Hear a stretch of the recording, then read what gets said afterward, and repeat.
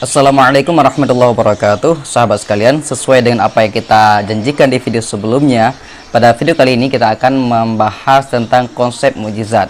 Kita berharap dengan video ini menambah wawasan kita tentang konsep mukjizat. Jadi sahabat sekalian, kata ijaz atau mukjizat memang tidak disebutkan dalam Al-Quran maupun oleh para penulis terdahulu. Sebaliknya, mereka menggunakan kata-kata ayah atau karamah, sampai Al-Wasiti memilih Ijazul Quran sebagai judul tulisan beliau yang terkenal. Nah, kata mukjizat memberi makna baru yang didefinisikan oleh para teolog sebagai sesuatu di luar nalar atau kemampuan akal manusia, menentang dan tidak mungkin dikalahkan. Beberapa kondisi yang bisa disebut mukjizat, yang pertama adalah kejadian itu melampaui kemampuan manusia. Yang kedua, kejadian itu di luar kebiasaan. Yang ketiga, diprediksi oleh orang yang adil dan budiman, kemudian terjadilah seperti apa yang diprediksi. Hal ini diketahui dalam sejarah agama-agama bahwa setiap nabi memiliki mukjizat yang membuktikan kepada manusia dan menantang mereka dengan cara yang belum pernah terjadi sebelumnya.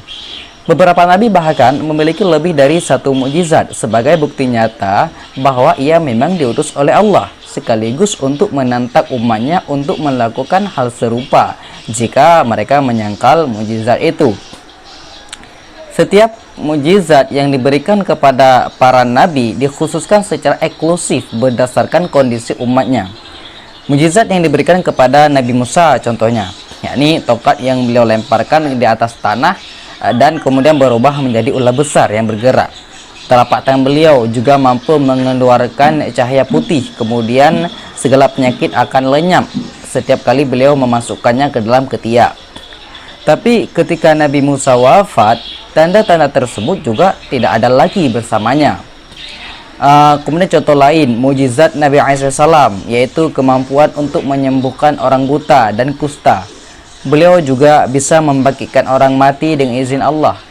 Ketika Allah mengangkatnya ke langit, maka serta-merta mukjizatnya juga menghilang.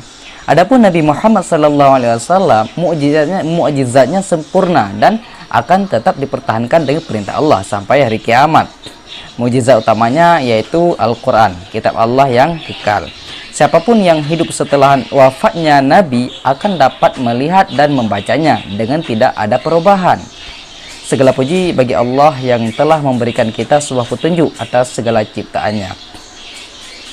Itulah sebabnya ketika tentara salib berperang melawan Muslim, mereka menemukan bahwa seni dan ilmu pengetahuan Islam telah memainkan peran utama dalam kemenangan kaum muslimin atas mereka. Ketika tentara salib kembali ke negara mereka, mereka mengatakan kepada kaumnya, "Marilah kita menyerap ilmu yang kaum muslim miliki."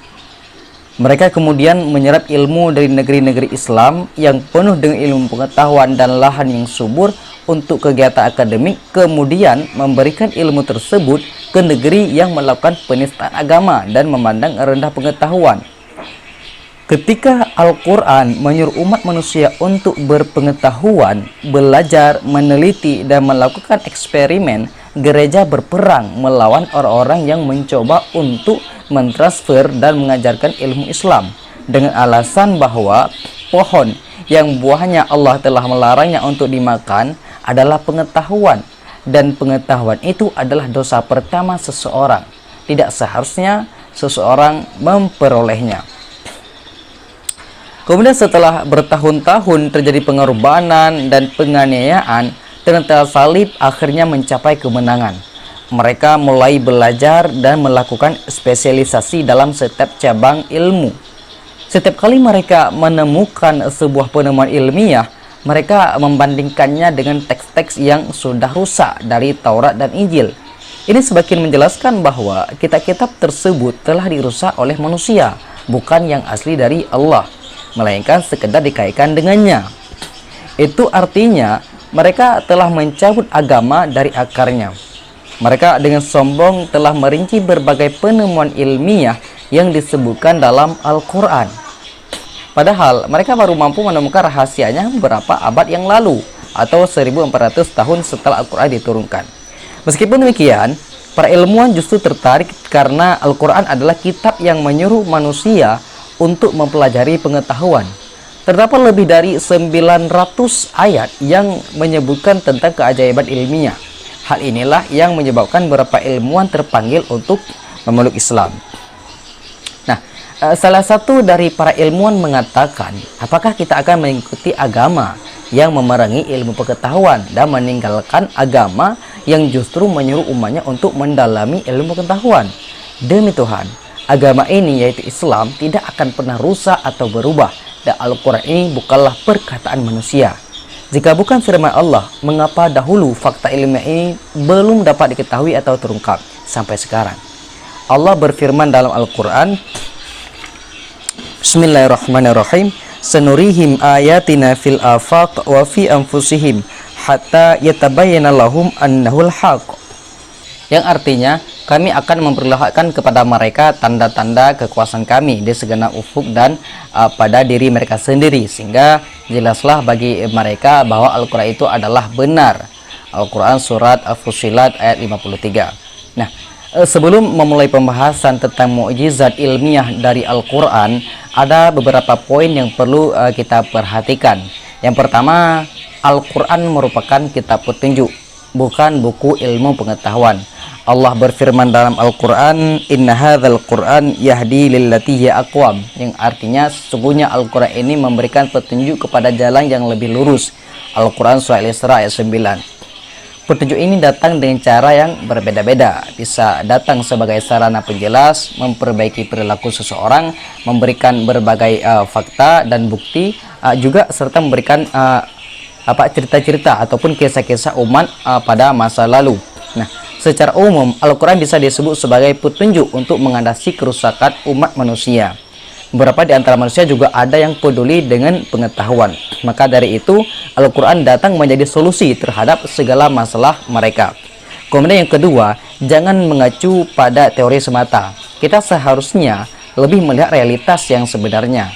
Pengetahuan yang diperoleh melalui kajian yang bersifat teoritis selama ini kadang-kadang terbukti benar dan banyak juga yang salah. Sementara Al-Quran tidak pernah salah. Beberapa orang mencoba menafsirkan beberapa teori yang sudah terbukti jelas pada beberapa Al-Quran. Jika teori ini kemudian terbukti salah, maka teori tersebut dapat mempengaruhi pandangan seseorang terhadap Al-Quran. Yang ketiga, jangan sembarangan atau berlebihan dalam menjelaskan kandungan Al-Quran. Al-Quran tidak boleh ditafsirkan berdasarkan akal pikiran manusia yang terbatas. Tidak semua ayat Al-Quran bisa dijelaskan menurut konteks ilmiah semata. Meskipun demikian, kita juga jangan mengatakan bahwa Al-Quran menolak ilmu pengetahuan, karena memang banyak sumber ilmu pengetahuan adalah daripada Al-Quran. Mari kita kembali ke pembahasan sifat kemukjizat Al-Quran. Siapakah yang mengajari Nabi Muhammad ilmu pengetahuan dan kisah-kisah tersebut? Apakah beliau memiliki alat penelitian ilmiah sehingga dapat menemukan semua fakta tersebut? Apakah Rasulullah memiliki pesawat terbang dan roket yang memungkinkan beliau untuk menemukan apa yang ada di angkasa? Jawabannya adalah Rasulullah mendapatkan pengetahuan tersebut tidak terpengaruh oleh kebohongan manapun. Rasulullah memberitahukan kepada kita penjelasan tentang penciptaan alam semesta dari awal hingga terbentuknya.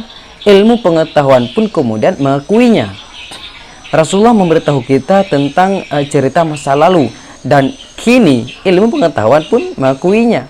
Rasulullah juga menginformasikan tentang masa depan dari jagat raya, dan ilmu pengetahuan pun tidak menyangkalnya sama sekali, tepat seperti yang dikabarkan. Nah, likulli naba'in mustaqar wa sawfa ta'lamun, yang artinya untuk tiap-tiap berita yang dibawa oleh rasul-rasul ada waktu terjadinya dan kelak kamu akan mengetahuinya. Al-Quran surat Al-An'am ayat 67. Wahai orang-orang yang berpengetahuan, kitab yang menjelaskan pengetahuan ini ada bersamamu, yang berasal dari Allah yang maha mengetahui, maha melihat. Dia mengetahui apa yang turun ke bumi dan apa saja yang keluar darinya, apa saja yang turun dari langit dan apa-apa yang naik. Lalu, mengapa para pengusul Al-Quran tidak berpegang teguh akan hal itu? Mengapa mereka tidak menganggapnya sebagai pembimbing dalam semua situasi dan urusan mereka? Al-Quran adalah mukjizat dan tak ada tandingannya dalam semua aspek. Ia tidak akan bisa dipalsukan, baik secara bahasa maupun ilmu pengetahuan. Al-Quran juga tidak bisa dipalsukan dalam semua aspek. Itu menjelaskan bahwa Al-Quran memang dari Allah. Al-Quran persis seperti yang telah dijelaskan. Keajaibannya tak terbatas dan mengandung penjelasan untuk segala hal. Nah, teman-teman sekalian, pertanyaannya adalah, sudahkah kita merasakan keajaiban Al-Quran dalam hidup kita? Apakah kita mencari solusi dari Al-Quran terhadap setiap masalah yang kita hadapi? Silakan teman-teman isi di kolom komentar. Bisa jadi mungkin pengalaman Anda menjadi inspirasi bagi orang lain. Nah, oke teman-teman, barangkali cukup di sini dulu bahasan kita. Insya Allah kita jumpa lagi di video selanjutnya. Di video selanjutnya insya Allah kita akan bahas tentang mungkin ranah motivasi. Di manakah posisi kita ketika usia kita masuk umur 25 tahun. Oke, tidak lupa rasa terima kasih saya kepada teman-teman yang telah ikut menonton video di channel ini. Semoga bisa memberikan ilmu dan manfaat kepada kita semua. Dan terima kasih yang sudah membantu channel ini dengan subscribe-nya. Juga kami sangat berharap kepada teman-teman yang belum subscribe, tekan subscribe-nya agar kami semakin termotivasi untuk membuat konten-konten yang bermanfaat lainnya.